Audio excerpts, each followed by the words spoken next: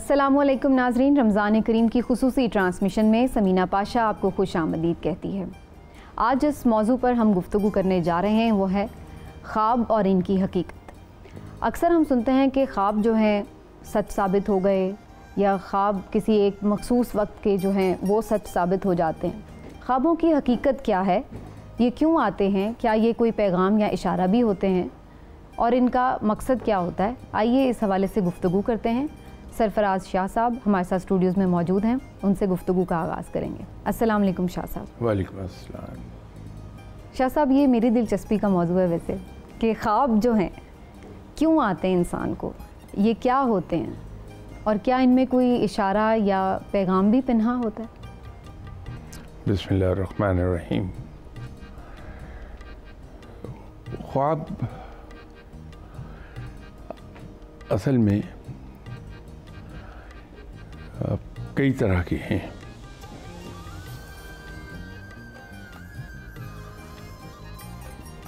रब ताला ने इंसान को जो ज़हन दिया है, सबसे ज़्यादा अगर कोई कॉम्प्लिकेटेड सिस्टम रखता है इंसानी आज़ा में से, तो वो ब्रेन है, जिसको आज तक डॉक्टर भी बहुत ही छोटी परसेंटेज तक समझ सके हैं, वो किसी की समझ में आता नहीं है। अब कहने को तो हमारा ब्रेन एक है, लेकिन हकीकत में ये 3 हिस्सों में तकसीम है।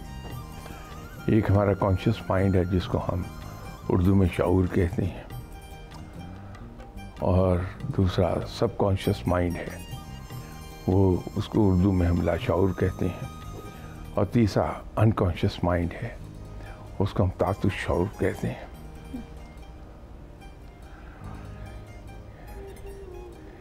जो हमारा कॉन्शियस माइंड है वो चीज़ों को देखता भी है, चीज़ों को करता भी है, ख्वाहिशात भी वहाँ हैं, तमन्नाएं भी हैं वहाँ, और आरज़ुएं भी हैं।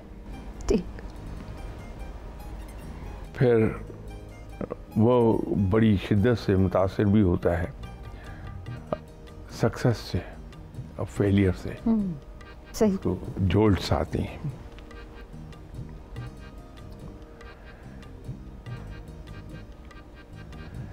अब ज़िंदगी इतनी वसी है और इंसान उसके अंदर एक छोटे से पुर्जे के तौर पे काम कर रहा है, तो तमाम चीज़ें वैसे नहीं हो पाती जैसे हम चाहते हैं। ठीक। तो जो हमारी आरज़ुएं हैं, हमारी ख्वाहिशात हैं, हमारी फेलियर या सक्सेस से मिलने वाले झटके हैं कॉन्शियस माइंड को, वो इतने ज़्यादा हो जाते हैं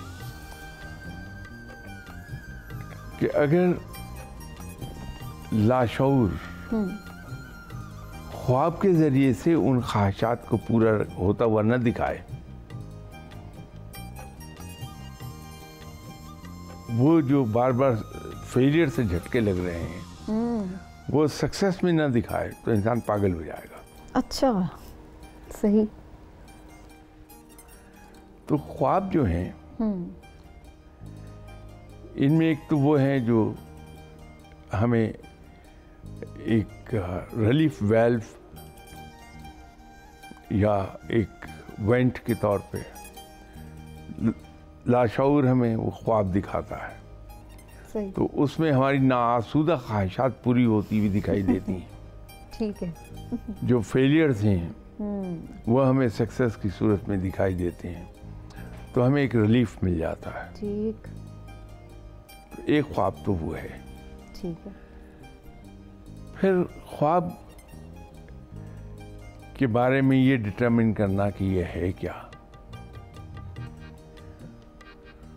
उसके अंदर दो फैक्टर बड़े अहम हैं। एक तो ये कि ख्वाब देखने वाला कौन है, ठीक, उसकी रूहानी कैफियत क्या है। दूसरा कि ख्वाब देखा किस टाइम पर। अगर कोई इंसान सोने के घंटे 2 घंटे के अंदर अंदर ख्वाब देखता है तो आमतौर पे वो उसके डाइजेशन सिस्टम से रिलेटेड अच्छा, है कि डाइजेशन सिस्टम हमारा जो कुछ वहाँ खाने हजम होने के लिए मशीन चल रही है, ठीक है, जो हो रहा है उसके नतीजे में हमारे वो ख्वाब दिखाई देते हैं। ठीक, उनको इग्नोर कर देना चाहिए, ठीक, उसकी कोई हैसियत नहीं है।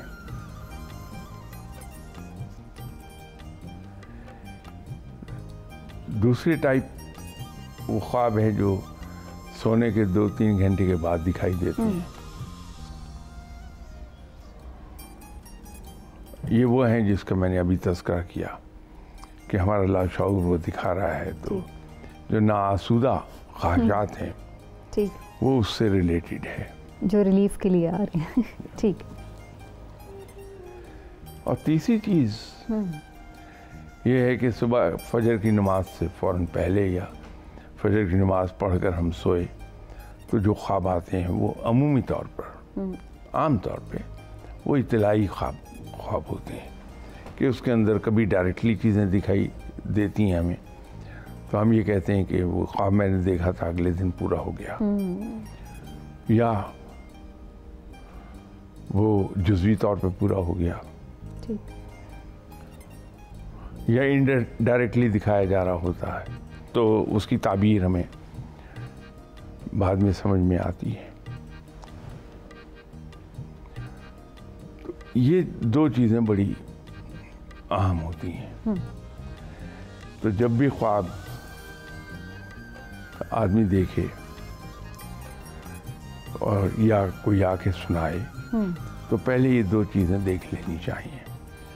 तो ख्वाब सुनाने के बारे में कहा यह जाता है उसकी कोई साइंटिफिक तौजीह मेरे पास नहीं है कि साहब एक तो दोपहर 2 बजे से पहले ख्वाब सुना दीजिए, अच्छा, 2 बजे के बाद मत सुनाइए, अच्छा, इसलिए कि फिर वो ज़ाया हो जाएगा। अच्छा, दूसरी चीज़ ये है कि जिसको हम ख्वाब सुनाना चाह रहे हैं हमें रीज़नेबली ये यकीन हो कि इसको अल्लाह ताला ने इल्म ताबीर अता फरमाया है, ठीक, ताकि वो सही ताबीर बता सके, ताबीर दे सके।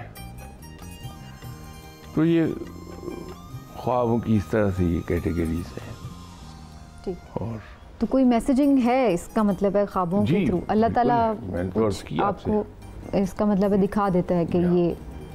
तो शाह साहब कुछ लोग कहते हैं कि ये चीज़ देखें, ये चीज़ देखें तो ख्वाब अच्छे हैं, ये चीज़ देखें, ये चीज़ देखें तो ख्वाब अच्छे नहीं हैं। जैसे मसलन अक्सर लोग कहते हैं कि कोई मूज़ी जानवर आप देख लेते हैं ख्वाब में तो इसका मतलब है कि कोई आपके लिए अच्छी पेशन गोई नहीं है। लेकिन अगर आप कहीं अच्छे खुशनुमा बाग में हैं या कोई फ्रूट देख रहे हैं, फ्रूट खाते देख रहे हैं तो वो कोई अच्छी, तो ये बातें इसको कैसे आप बताएंगे कि ये ठीक है या नहीं? मैंने तो अर्ज़ किया कि ये मैन टू मैन वेरी कर जाएगी बात, मेरी मालूमात की हद तक। अच्छा, एक छोटी सी एक मिसाल सुना देता हूँ। मैंने पहले भी किसी प्रोग्राम में एक आध बार इसको बयान किया था। एक ज़माने में मैं किसी वजह से कोई 4-5 दिन अल्लाह को याद नहीं कर सका। एनवायरनमेंट ऐसा था, हालात ऐसे थे कि मेरे लिए मुमकिन नहीं हो रहा था वो। तो जब मैं वापस आया पहली ही रात घर पे, जब मैं आया वापस तो पहली ही रात मैंने ख्वाब देखा कि एक जेट ब्लैक लॉन्ग कोट का बहुत ही खूबसूरत जर्मन शेपर्ड है। अच्छा। ये बहुत कम मिलता है और होता बड़ा खूबसूरत है, कम वक्त बड़ा सेहतमंद पला हुआ था। सही। तो मैंने एक बुजुर्ग के पास, जिनके पास मैं अक्सर जाके बैठा करता था, तो मैंने बड़ी खुशी से उन्हें बताया कि साहब रात मैंने इंतहाई खूबसूरत एक जर्मन शेपर्ड देखा, ब्लैक कलर का, बहुत ही खूबसूरत था। तो वो एकदम से चौंके और चौंके मुझे गौर से देखा, कहने लगे ये तुमने अल्लाह को पुकारना कब से छोड़ा हुआ है? अच्छा। तो मैंने कहा जी हो गए कोई 5 दिन 6 दिन। कहने लगे कि अल्लाह ताला ने तुम्हें वार्न किया है कि तुम अपने मामूलात तर्क न करो, अल्लाह को पुकारा करो। तो ये जो तुम जिस कुत्ते को की इतनी तारीफ़ कर रहे हो, ये रब ताला ने दिखाया तुम्हें कि तुम्हारा नफ्स फल फूल के इतना सेहतमंद हो गया है। अच्छा। अब आप ये देखिए कि ख्वाब क्या था और उसकी ताबीर क्या थी। ठीक। इसी तरह और बहुत से आपको ख्वाब मिल जाएंगे कि वो देखने में कुछ थे लेकिन उसकी ताबीर बिल्कुल उसके बरक्स देखने को मिलती है। ठीक। तो ये ख्वाबों का मामला, इसीलिए शायद ये कहा जाता है कि ख्वाब सिर्फ उसको सुनाइए जिसके बारे में आपको ये पता हो कि इसको इल्म ताबीर हासिल है। शाह साहब, ख्वाब में और इल्हाम में कोई फ़र्क है? बाज़ औक़ात हमें ऐसा महसूस होता है कि कोई मंज़र पहले भी शायद गुज़र चुका है, वो क्या हमारा इल्यूजन होता है या कोई ख्वाब देखा होता है, वो क्या होता है? अब तो इस पर बहुत तहकीक हो गई। आज से कोई 50 साल पहले इस पर बहुत तहकीक हुई कि कुछ बच्चे ऐसे भी हैं जो पैदा हुए अमेरिका में और वो कभी उन्होंने उस मुल्क में सफ़र ही नहीं किया, उनके माँ बाप ने, कि वो अपने माँ बाप के साथ वहाँ गए हों, लेकिन वो वहाँ की बहुत सी चीज़ों को बयान कर रहे हैं। सही। तो इसमें बड़ी लंबी चौड़ी तहकीक हुई। जैसे मैंने इस प्रोग्राम के शुरू में अर्ज़ किया था कि इंसानी जहन बहुत डेलिकेट मशीन है और कुदरत का एक शाहकार है ये। इसके अंदर ऐसी ऐसी क़ुव्वतें रब ताला ने पनाह की हुई हैं कि नाक़ाबिल यकीन है वो। सही। अब ये देखिए कि आपको ऐसे लोग मिल जाएंगे मगरिब में, तो उस पर बाकायदा तहकीक होती है कि वो टीवी पर उनको ला कर दिखा देते हैं कि वो सिर्फ टेबल है पड़ी हुई, कॉफ़ी टेबल, उसको गौर से देखना शुरू करते हैं तो टेबल ज़मीन से उठाती है या वो मूव कर जाएगी।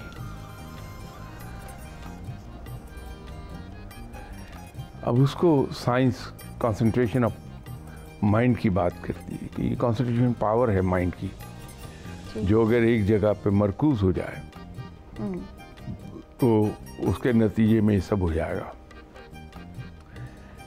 तो ये जो हम अपने ब्रेन की माइंड की पावर को एक जगह मरकूज जब करते हैं, ये बिल्कुल वैसे ही है जैसे बचपन में आप जब स्कूल में पढ़ती थी अर्ली क्लासेस में, तो एटलीस्ट हम लोग तो ये खेल खेला करते थे कि कॉन्वेक्स लेंस ले लिया और उसको सूरज की तरफ करके, तो यहाँ एक कागज़ रखा, तो सूरज की किरणें जो आ रही हैं उसको मूव करके तो एक डॉट जहाँ बन जाए वहाँ उसको ठहरा लेते थे। तो 1 मिनट के बाद वो कागज़ चलने लग जाता था बगैर किसी दिया सलाई के, बगैर किसी चीज़ के। और अगर वो कागज़ काला हो तो उसमें बाकायदा आग लग जाती थी। ठीक। अब वो क्या है, सूरज की किरणों को हमने मरकूज़ कर दिया कागज़ पर एक नुक्ते की सूरत में। जी। तो इसी तरह जब हम अपने ब्रेन को किसी चीज़ पर कंसंट्रेट कर लें तो फिर इस किस्म की, जिसको आप, अगर मेरे सामने कोई आ जाए तो मैं तो इस तरह की तो फ़ौरन कहूँगा कि साहब ये तो साहिब करामत है, इन्होंने देखिए एक मेज़ को हुक्म दिया कि मेज़ हवा में उठ जाए तो उठ गई। सही। तो इसलिए जब रूहानियत के बारे में जब कहीं बात होती है तो मैं एक ज़रूर अर्ज़ किया करता हूँ हर एक से कि साहब ये रूहानियत कश्फ करामात की चीज़ नहीं है, ये हमारे जहन में एक गलत ख्याल है कि हम सिर्फ़ और सिर्फ उसके इसी एक हिस्से पर नज़र रखते हैं। तो कोई आदमी अगर हमें मिल जाए इस किस्म का तो हम कहते हैं ये साहिब कश्फ करामात है। हालांकि रूहानियत तो बड़ी मुख्तलिफ चीज़ है। सही। रूहानियत का इन चीज़ों का क्या ताल्लुक़, यही वजह है कि ये जितने भी बुज़ुर्ग गुजरे हैं इनकी अपनी तसनीफ़ात अगर देखें जी,